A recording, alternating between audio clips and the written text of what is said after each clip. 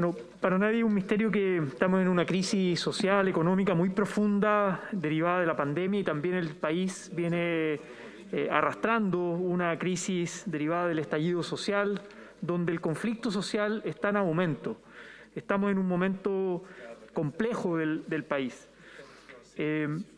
Esta propuesta sobre el retiro del fondo de pensiones lo planteamos hace varios meses en el contexto de una discusión sobre el ingreso familiar de emergencia. Le decíamos al gobierno que si la propuesta de un ingreso familiar de emergencia era muy acotado, era muy bajo en montos y en intensidad protectora, no iba a quedar otra alternativa que recurrir a los fondos de pensiones. Están las intervenciones de acá de varios senadores y senadoras que lo planteamos hace varios meses, que además implicaba una medida donde los trabajadores y trabajadoras iban a poner sus recursos, ni siquiera iba a haber gasto fiscal.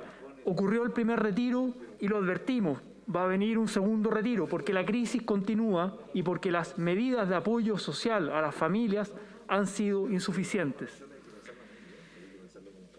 Estamos frente también a una crisis de legitimidad del sistema AFP. Mucha gente dice, prefiero tener la plata yo que seguir pasándosela a estas empresas privadas con fines de lucro que ganan muchísima plata con las cotizaciones de los trabajadores y que son además un mecanismo de financiamiento barato de los grandes grupos económicos y las grandes empresas. Eso la gente ya tomó conciencia, eso la gente ya lo sabe. Esto es más bien un mercado de capitales que un sistema de pensiones. Chile no tiene un sistema de seguridad social.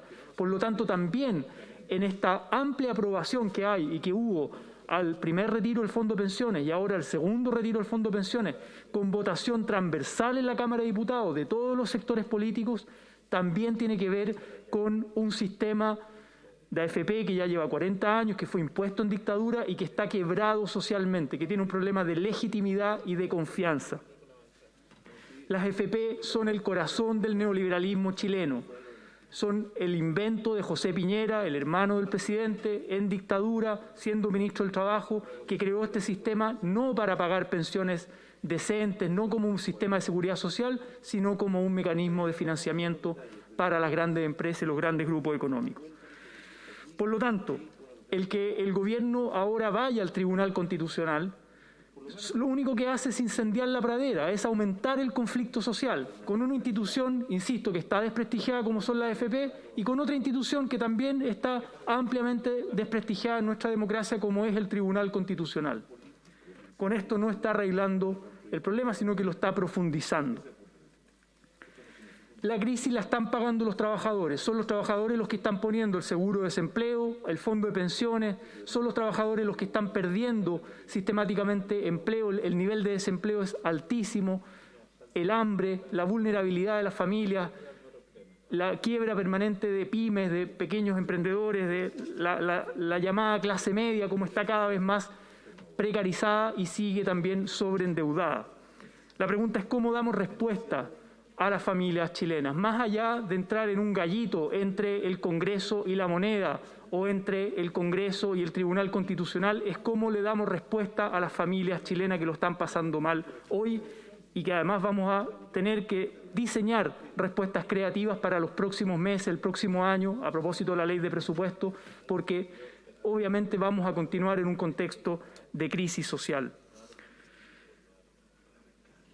La pregunta acá entonces, a propósito de toda esta discusión sobre impuestos, sobre si las rentas más altas deberían pagar o no impuestos con este retiro, etcétera, la pregunta es ¿con qué se van a poner los grandes empresarios para contribuir al bien común, a la paz social que es fruto de la justicia social?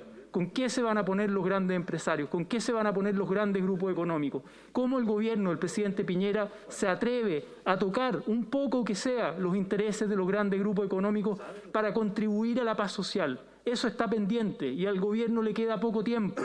La gente está pidiendo en la calle que renuncie Piñera. A Piñera le queda poco tiempo.